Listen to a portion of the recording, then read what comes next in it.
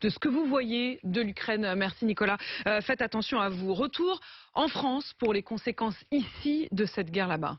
Le témoin du jour. Le témoin du jour, c'est vous, Joël Pétsac. Bonjour. Bonjour. Vous êtes le directeur de France Gaz Liquide. En fait, on parle beaucoup du bioéthanol, on parle des alternatives qui existent aujourd'hui pour tenter de plus avoir à faire un plein si cher à la pompe.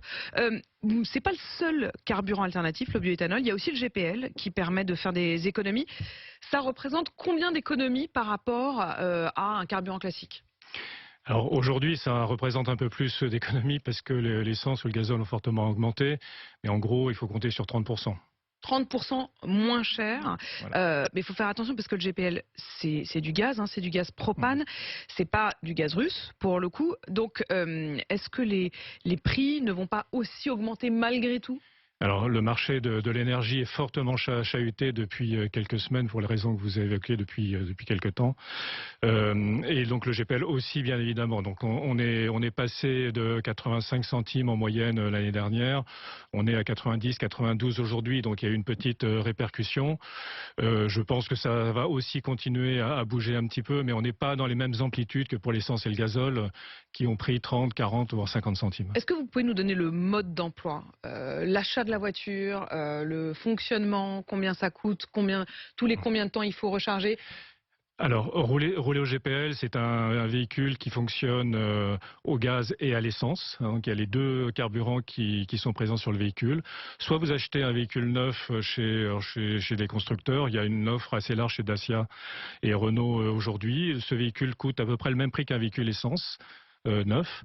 Donc ça, c'est acheter un véhicule neuf. Vous pouvez acheter des véhicules d'occasion. Il s'en vend 20 à 30 000 chaque année.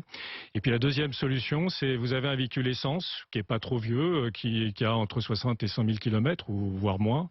Et celui-là, vous pouvez le faire équiper. Il y a des entreprises qui font la transformation des véhicules, à l'instar de ce qui se fait aussi sur le bioéthanol, qui font Et la ça coûte combien transformation. la transformation ? La transformation coûte à peu près entre 2 000 et 3 000 euros en fonction de la nature du véhicule.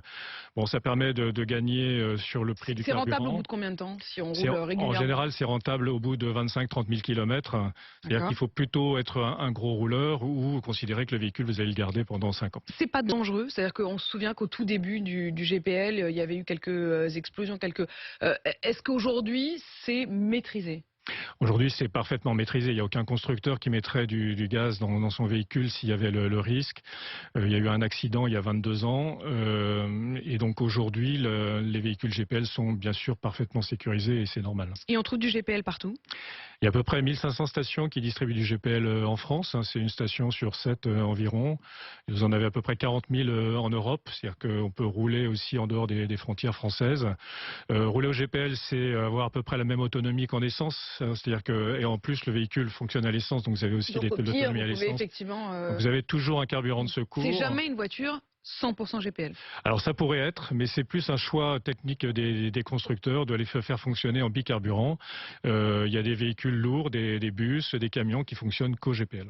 Merci beaucoup Joël Pétsac. On essaye de comprendre en effet chaque jour et on vous accompagnera chaque jour sur ce qui existe pour pouvoir trouver d'autres alternatives au seul carburant classique. Merci à vous qui êtes donc le directeur de France Gaz Liquide. Direction le 32-16, Yann est avec nous. Bonjour Yann.